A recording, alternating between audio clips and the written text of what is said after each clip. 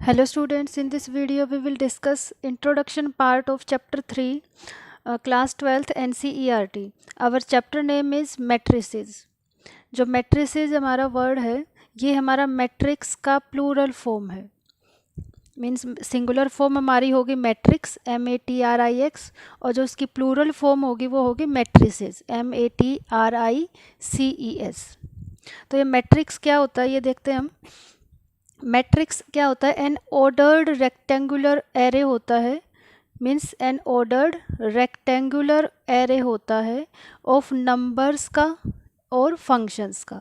Means इस जो rectangular array में हमारे पास नंबर्स हो सकते हैं, any kind of numbers, real number, rational number, negative, positive, any kind of numbers हो सकते हैं, या फिर कोई भी हमारा फंक्शन हो सकता है जैसे sine x, cos x, ten x वगैरह।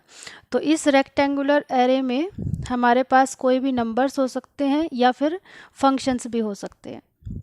जैसे हमारे पास एक मैट्रिक्स को हम कैपिटल ए से या कैपिटल लेटर से डिनोट करेंगे, ABC, किसी से भी हम कर सकते हैं लेकिन कैपिटल लेटर से करेंगे। और उसको हम कैसे बनाएंगे मैट्रिक्स को?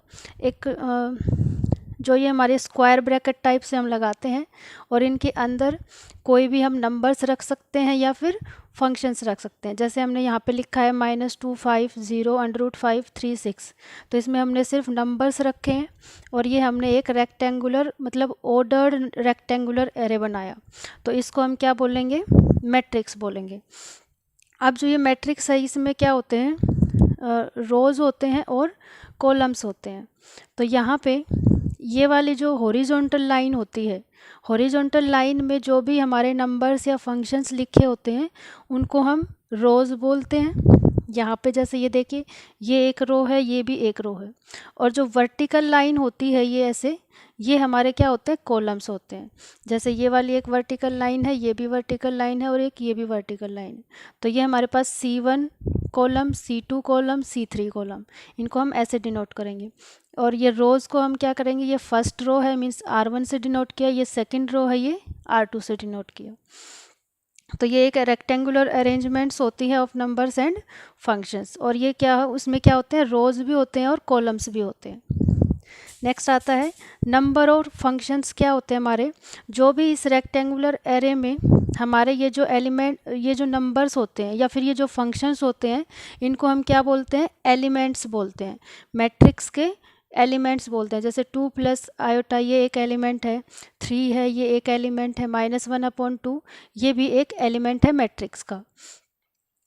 तो इनको हम या तो एलिमेंट बोलेंगे या फिर एंट्रीज बोलेंगे। हम एंट्रीज भी बोल सकते हैं कि मैट्रिक्स में जो 3.5 है क्या है? एक एंट्री है।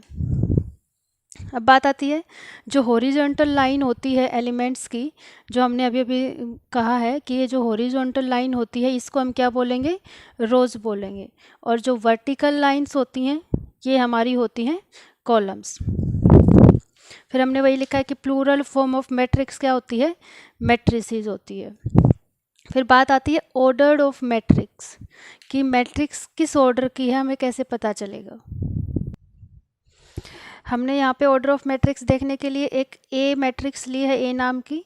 उसमें जो नंबर ऑफ एंट्रीज है वो हमने कुछ इस तरह से लिखी हैं। A11 मतलब जो फर्स्ट एंट्री है वो क्या है? A11, second A12, A13, A1n।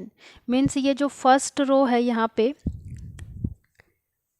ये वाली रो है वो फर्स्ट रो है। इसमें ये वाला जो फर्स्ट नंबर पे जो भी एलिमेंट होता है ए के साथ, ये वाला होता है रो को इंडिकेट करता है, ये वाला रो को और ये वाला कॉलम को जो सेकंड नंबर पे होता है। तो A11, A12, A13, A1n means ये रो कौन सी चल रही है? 1 मतलब फर्स्ट रो चल रही है। और कॉलम्स हमारे कौन से चल रहे हैं? ये हमारा C1, C2, C3 and up to so on Cn। तो हमने देखा कि यहाँ पे जो रो है वो तो फर्स्ट चल रही है सभी में, क्योंकि पूरे ये जो पूरा हॉरिजॉन्टल लाइन है ये R1 से रिप्रेजेंट करेंगे हम।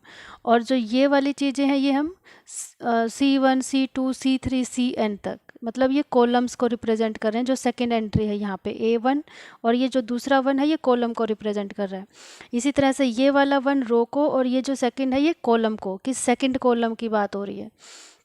मीन्स फर्स्ट रो और सेकंड कॉलम में ये वाला एलिमेंट आएगा। A13 मीन्स फर्स्ट रो और थर्ड कॉलम की बात हो रही है, ये 1 2 3 थर्ड कॉलम है। और इसी तरह से ये वाली जो है ये A1n means first row and nth column, तो यहाँ पे ये। तो सिमिलरली A21 22 23 2n मीन्स यहाँ पे अब सेकेंड रो स्टार्ट हो गई है, तो इस पूरी हॉरिजॉन्टल लाइन में जो ए के साथ जो पहला एलिमेंट मिलेगा वो 2 2 मिलेगा, क्योंकि सेकेंड रो है सेम। तो यहाँ पे A21 22 23 2n, यहाँ पे फिर 31 32 ए मतलब A31 A32 A33 A34 A3n। Similarly यहाँ पे जब मैंने कहा कि AM1, तो यहाँ से हमें क्या पता चला कि यहाँ पे जो लास्ट वाली रो है ये हमारी क्या है, RM मतलब mth रो है। तो AM1 मीन्स mth रो और first column, mth row second column, mth row third column. तो ये AM1 AM2 AM3 up to so on AMn। अब हम बात कर रहे थे ऑर्डर की, तो हमने देखा कि इसमें जो है इसमें m तो रोज़ हैं, क्योंकि हमने लास्ट वाली एंट्री देखी है। इसमें लास्ट वाली रोज़ में क्या लिखा है, M1 मीन्स इसमें क्या है, m तो हमारी रोज़ हैं और कितने कॉलम्स हैं, n कॉलम्स हैं। तो यहाँ पे जो ऑर्डर होगा वो किसका होगा, फर्स्ट नंबर पे हम रोज़ लिखते हैं, कितनी नंबर ऑफ़ रोज़ है, m नंबर ऑफ़ रोज़ हैं और n नंबर ऑफ़ कॉलम्स हैं। तो इसका जो ऑर्डर होगा वो क्या होगा, m क्रॉस n।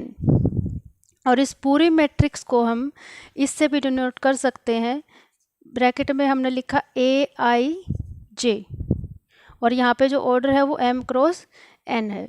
तो इसको हम ऐसे भी रिप्रेजेंट कर सकते हैं, ये न लिख के हम ऐसे लिख देंगे तो भी इसका मतलब भी यही है कि हम वही लिखेंगे, m क्रॉस n का मतलब पहले A1 A2 A11 A12 A13 AN sorry A1n ऐसे ही, और फिर हम सारे एलिमेंट्स को इनको लिख देंगे।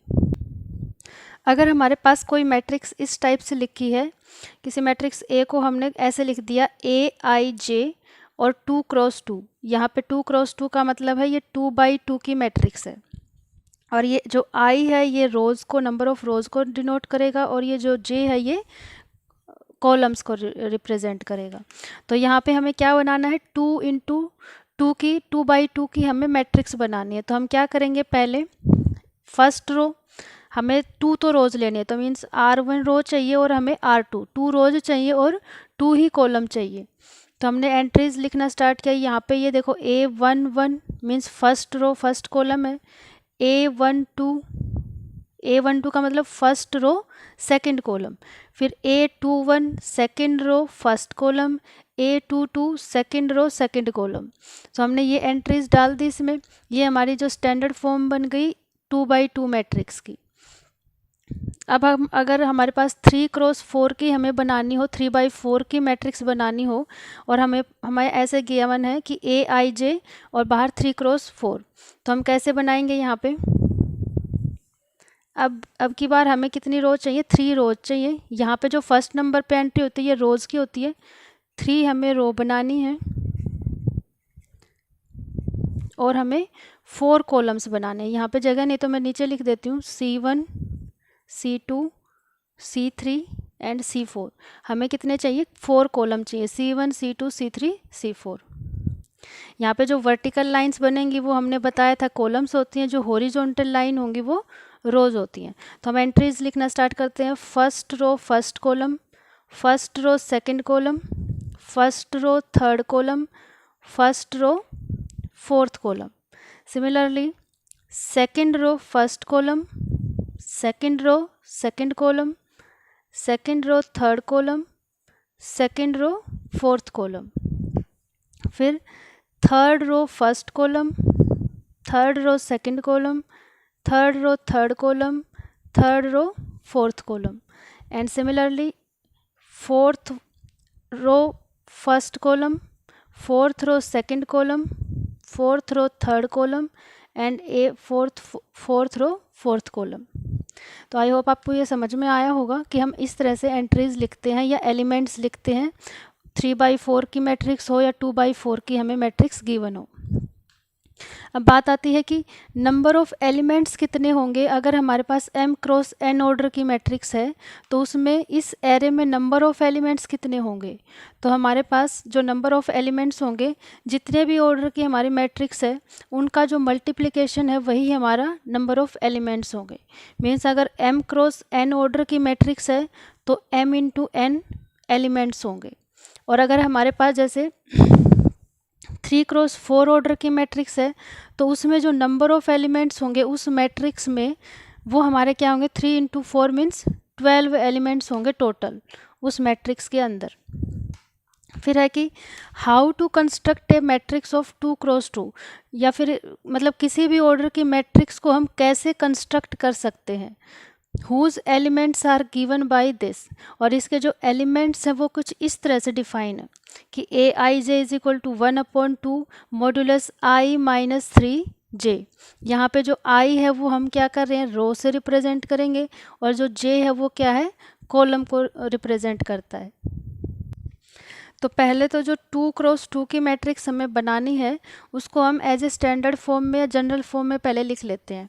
तो ए मैट्रिक्स है, कैपिटल ए से डिनोट करेंगे, ए आई जे 2x2 की बनानी है, 2x2 की। तो हम एलिमेंट्स फिर से उसी तरह से लिखेंगे। फर्स्ट रो हमें 2 रोज चाहिए और 2 ही कॉलम चाहिए। तो हम बनाएंगे first row first column, first row second column, second row first column, second row second column. हम ऐसे एंट्रीज इनमें डालेंगे। अब हमारे पास एलिमेंट्स हमें किस ढंग से लेने हैं, जो हमें ये डेफिनेशन दे रखी है उसके according.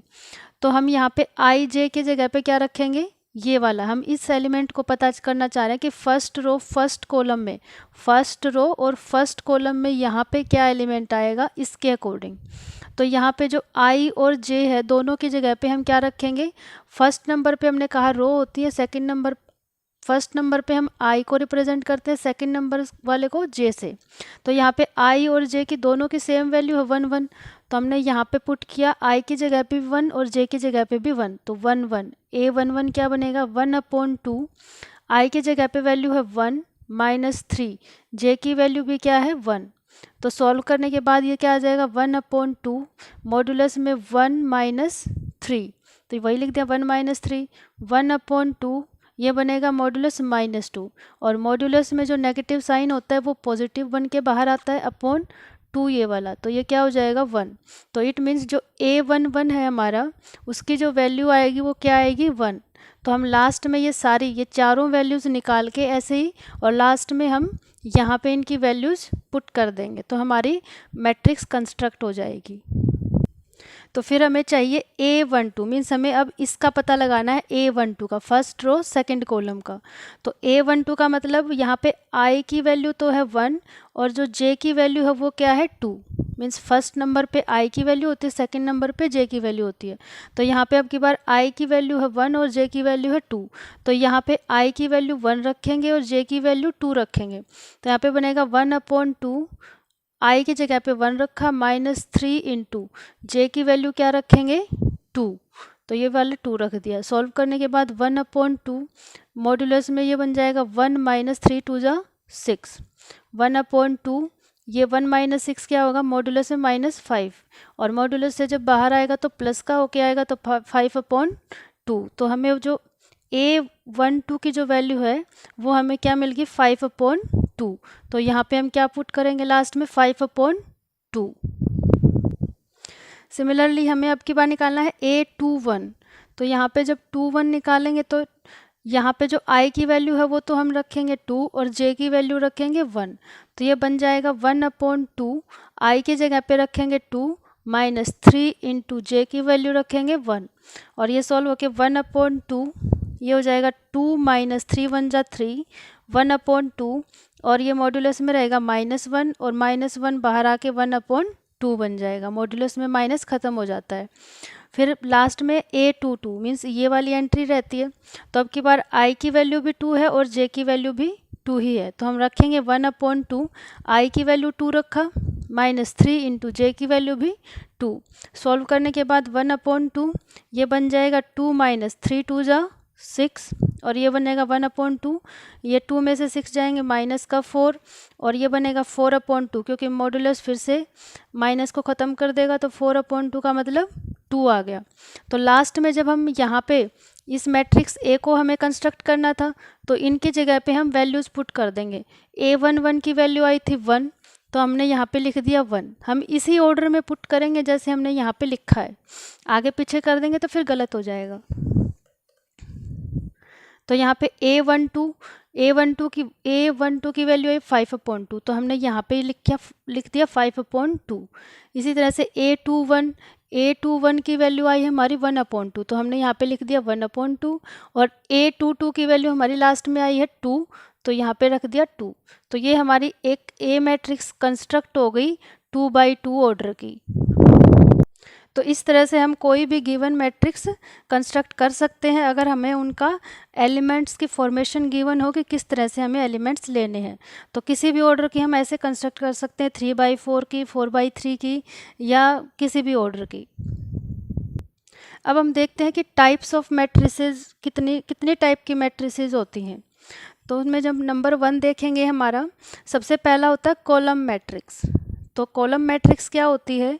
A matrix has only 1 column.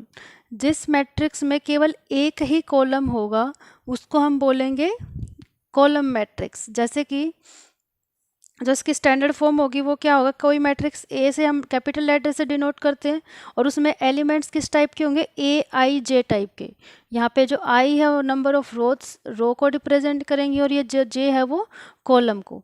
और इसका जो ऑर्डर होगा वो क्या होगा, इसमें जो ऑर्डर होगा वो क्या होगा, M×1। यहाँ पे मीन्स रो तो M हो सकती हैं लेकिन कॉलम हमारी एक ही रहेगा। हमने क्योंकि डेफिनेशन में बोला कि ये मैट्रिक्स हैज़ ओनली 1 कॉलम, मतलब रो कितनी भी हो सकती हैं बट कॉलम एक ही बनेगा हमारे पास। तो हम देखिए, जैसे एग्जांपल है हमारे पास एक मैट्रिक्स, हमने इस तरह से एलिमेंट्स लिए हैं, नंबर्स लिए हैं 0, 3, -1, 2। अब इसमें हम देखेंगे तो देखो रो तो कितनी बनेंगी, R1, R2, R3 और ये R4। 4 रोज हैं इसमें, और लेकिन कॉलम कितना है, एक ही है, C1। तो यहाँ पे ये जो 4 नंबर ऑफ रोज क्या है 4, और इनटू कॉलम्स कितने हैं 1, तो ये 4/1 की मैट्रिक्स है। तो इसी तरह से जो नंबर ऑफ रोज हैं वो तो कितने भी हो सकते हैं लेकिन कॉलम एक होना चाहिए। तो इसी तरह से हमने इसको जनरली रिप्रेजेंट किया कि M×1। यहाँ पे जो फर्स्ट नंबर पे आएगा वो हमेशा रो को रिप्रेजेंट करेगा, और जो सेकंड नंबर पे आएगा वो हमेशा कॉलम को रिप्रेजेंट करेगा। ये हमें ध्यान रखना है। तो जिसमें एक ही कॉलम होगा वो हमारा कॉलम मैट्रिक्स होगा, और हम इसको ऐसे जनरल फॉर्म में लिख सकते हैं। सेकंड है रो मैट्रिक्स। अब रो मैट्रिक्स क्या होगा, ए मैट्रिक्स हैज़ ओनली 1 रो, कि जिस मैट्रिक्स में एक ही रो होती है उसको हम रो मैट्रिक्स बोलते हैं। अब की बार जो यहाँ पे जो जनरल फॉर्म लिखी A = AIJ, यहाँ पे जो रो की जगह पे हमें 1 लिखना है और कॉलम की जगह पे हम M या N लिख सकते हैं। तो जिसमें हमारी 1 रो होगी सिर्फ, मतलब एक ही हॉरिजॉन्टल लाइन बनेगी, लेकिन कॉलम्स कितनी भी हो सकती है, तो वो हम लिखेंगे 1 रो और nth कॉलम। तो ये हमारी स्टैंडर्ड फॉर्म होगी। जैसे एग्जांपल देखते हैं, हमने जैसे लिख दिया 0, 3, 5, -1। अब इसमें हम देख रहे हैं कि रो तो एक ही है, लेकिन कॉलम जैसे ये बनेगा C1, C2, C3, C4, तो कॉलम 4 बन गए। तो ये हमारी किस ऑर्डर की मैट्रिक्स होगी, 1×4। यहाँ पे रो 1 है और कॉलम कितने हैं 4। तो इस तरह की जो मैट्रिक्स होगी उनको हम बोलेंगे रो मैट्रिक्स, और जो ऊपर वाली मैट्रिक्स थी उसको हम बोलेंगे कॉलम मैट्रिक्स। मतलब जो वर्टिकल शेप में जो हमारा मिलेगा वो कॉलम मैट्रिक्स, और जो हॉरिजॉन्टल शेप में एक ही रो मिलेगी वो हमारी रो मैट्रिक्स। नेक्स्ट आती है स्क्वायर मैट्रिक्स।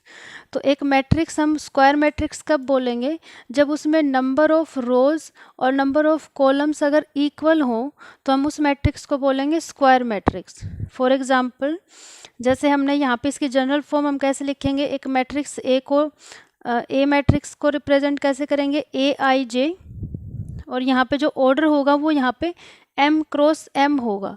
मीन्स यहाँ पे जो नंबर ऑफ रोज होंगी वहीं पे उतनी ही नंबर ऑफ कॉलम्स होंगी, और ये जो I है ये रो को रिप्रेजेंट करेगा, J जो है कॉलम के एलिमेंट लिखे जाएंगे।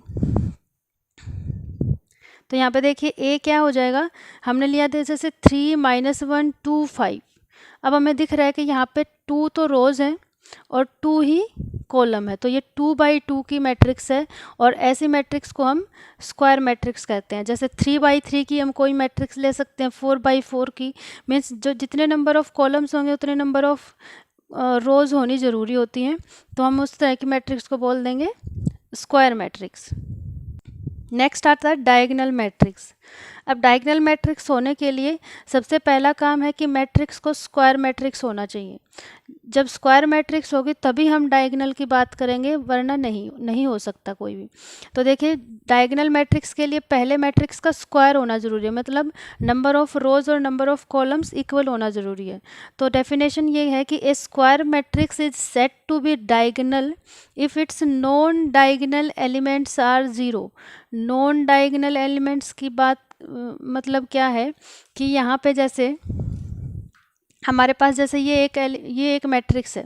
सबसे पहली बात तो ये 3/3 की मीन्स स्क्वायर मैट्रिक्स है। इसमें जो एलिमेंट्स वो हमने क्या लिखा, -1 0 0 0 2 0 0 0 3। यहाँ पे देखो ये वाले जो एलिमेंट हैं -1 2 3, ये तो हमारे क्या है, डायगोनल पे हैं। मीन्स ये डायगोनल बन रहा है हमारा। तो ये जो एलिमेंट्स हैं ये तो डायगोनल एलिमेंट्स बोलेंगे इनको, -1 2 3।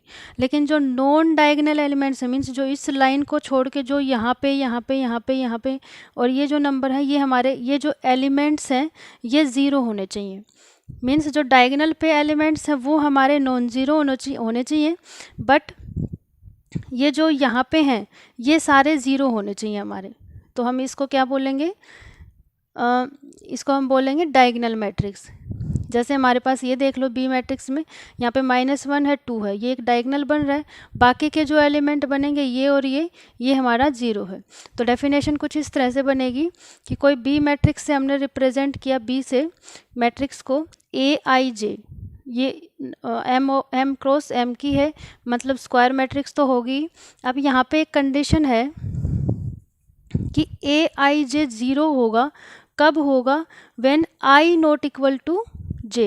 जब I J के इक्वल नहीं होगा तब हम कहेंगे कि उसको, मतलब I J के इक्वल नहीं होगा तो वैल्यूज़ क्या आनी चाहिए, AIJ की ज़ीरो आनी चाहिए।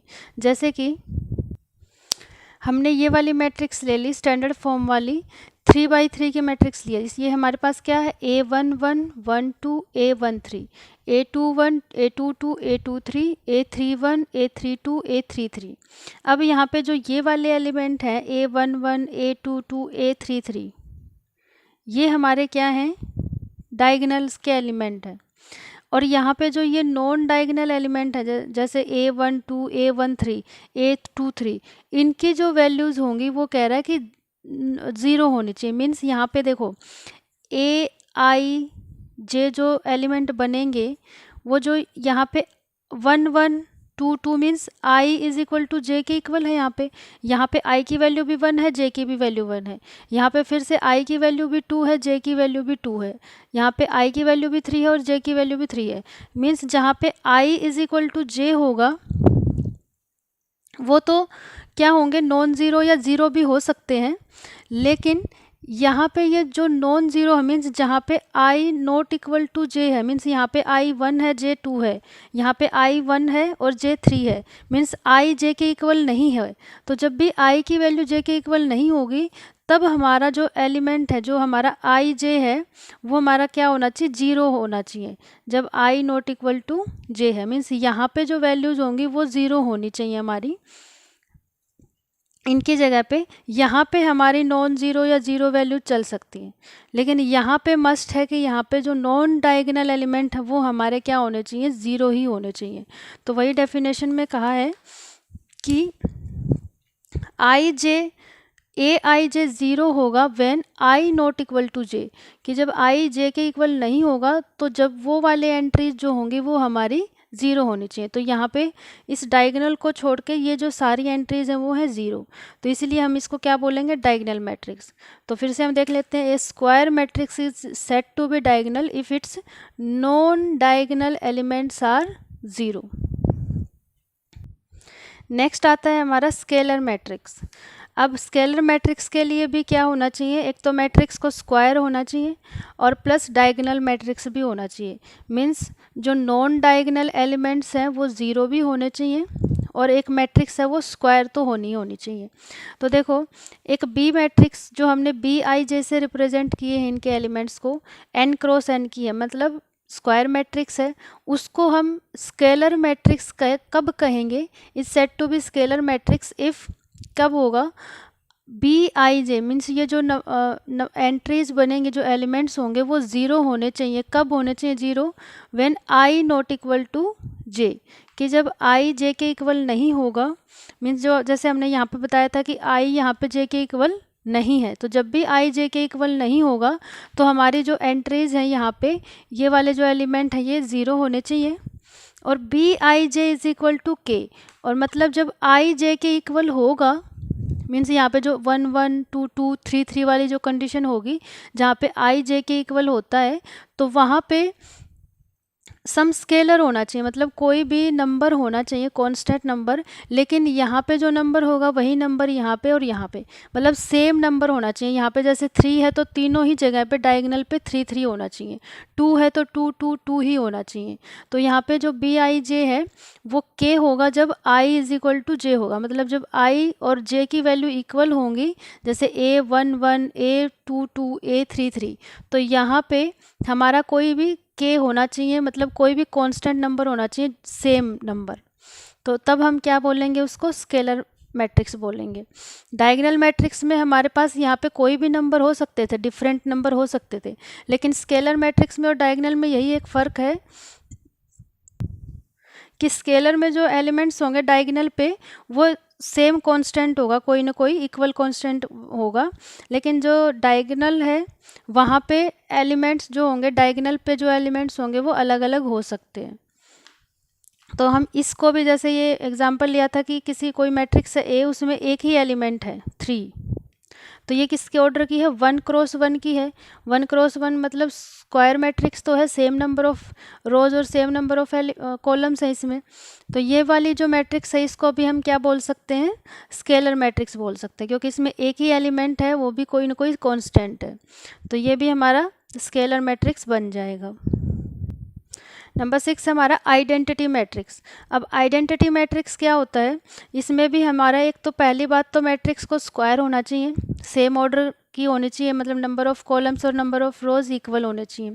तो ए मैट्रिक्स से हमने इसको रिप्रेजेंट किया A I J N cross N, और इसमें क्या कंडीशन होगी कि ए आई जे ज़ीरो होगा when I not equal to J. ये तो डायगोनल में भी यही कंडीशन थी फर्स्ट, और स्केलर मैट्रिक्स में भी, कि ए आई जे जो एलिमेंट होगा वो ज़ीरो होगा जब जब एंट्रीज आई जे की वैल्यू इक्वल होगी, मतलब sorry A I not equal to J होगा, तब हमारी ए आई जे क्या होगा, ज़ीरो होगा, मतलब ए 1 2 1 3 2 2 1 2 3 इस तरह से जो भी एलिमेंट होंगे वो हमारे ज़ीरो होने चाहिए। लेकिन एक इसमें एक कंडीशन है कि ए आई जे 1 ही होना चाहिए जब I is equal to J होगा।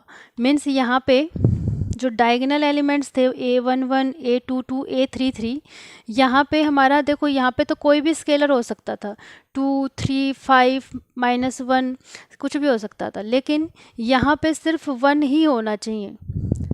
यहाँ पे जो डायगोनल एलिमेंट्स हैं केवल 1 ही जब आ जाए, ए I J is equal to 1 ही हो जाए, तो हम उस टाइप में क्या, उस केस में हम क्या कहेंगे कि वो आइडेंटिटी मैट्रिक्स है। जैसे हमने यहाँ पे लिखा 3 क्रॉस 3 की एक मैट्रिक्स बनाई, यहाँ पे जो डायगोनल के जो एलिमेंट्स हैं वो सारे 1 1 है, 1 के अलावा और कोई नहीं है। तो जब भी ऐसा होता है हमारे पास डायगोनल पे जो एलिमेंट है वो 1 1 1 हो, बाकी सारे जो नॉन डायगोनल एलिमेंट्स हैं वो 0 हो, तो उस केस में हम उसको बोलेंगे आइडेंटिटी मैट्रिक्स।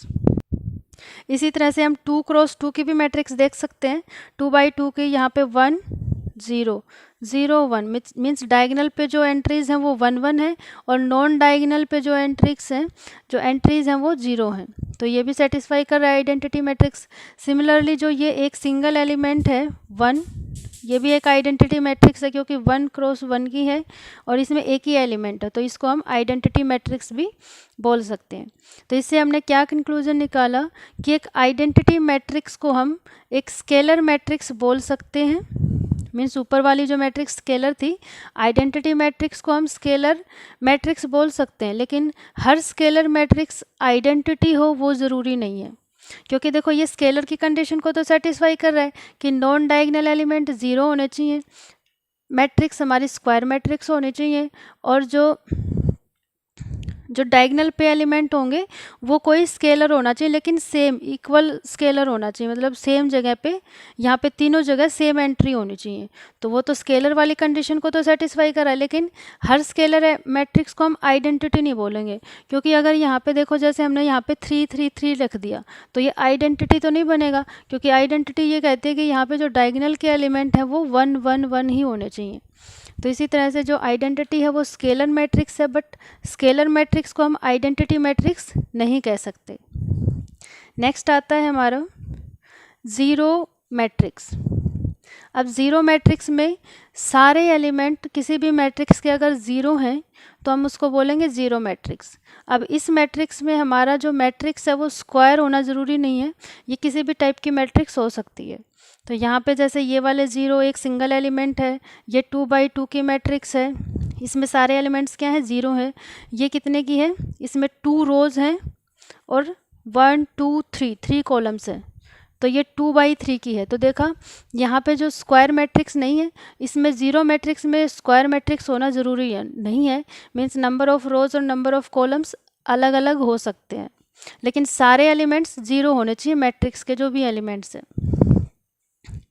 लास्ट आता है हमारा, यहाँ पे हमने लिखा भी है कि इट में भी स्क्वायर मैट्रिक्स और नो, कि ज़ीरो मैट्रिक्स स्क्वायर हो सकती है, स्क्वायर मैट्रिक्स और नहीं भी हो सकती।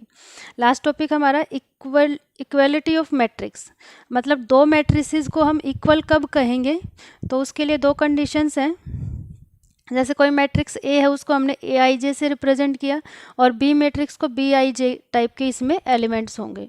तो ये दोनों मैट्रिक्स इक्वल कब कही जाएंगी, सबसे पहली condition they are the same order, मतलब जो ए मैट्रिक्स का जो भी ऑर्डर होगा वही बी मैट्रिक्स का होना चाहिए, सेम ऑर्डर की होनी चाहिए। ज़रूरी नहीं है कि स्क्वायर हो, लेकिन ऑर्डर सेम होना चाहिए दोनों मैट्रिक्स का। Each element of A is equal to the corresponding element of B. Second condition ये है कि each element of A means A का हर एक एलिमेंट इक्वल होना चाहिए corresponding element of B, B के सभी कोरस्पॉन्डिंग एलिमेंट जो होंगे उनके इक्वल होना चाहिए ए के एलिमेंट। तो ये थी हमारी दो कंडीशंस इक्वलिटी ऑफ मैट्रिक्स की। पहला सेम ऑर्डर की होनी चाहिए दोनों एलिमेंट जो दोनों मैट्रिक्स हैं, और दूसरा क्या है, ए के जो एलिमेंट हैं वो इक्वल होने चाहिए कोरस्पॉन्डिंग एलिमेंट ऑफ बी के। तो इस तरह के एलिमेंट, इस तरह की जो मैट्रिक्स है उनको हम क्या कहेंगे, इक्वलिटी ऑफ मैट्रिसेस। सो ये था हमारा इंट्रोडक्शन पार्ट। नेक्स्ट वीडियो में हम एक्सरसाइज 3.1 डिस्कस करेंगे इन्हीं कॉन्सेप्ट्स को लेके, इन्हीं कॉन्सेप्ट्स का यूज़ करके। तब तक के लिए bye bye, thank you so much for watching.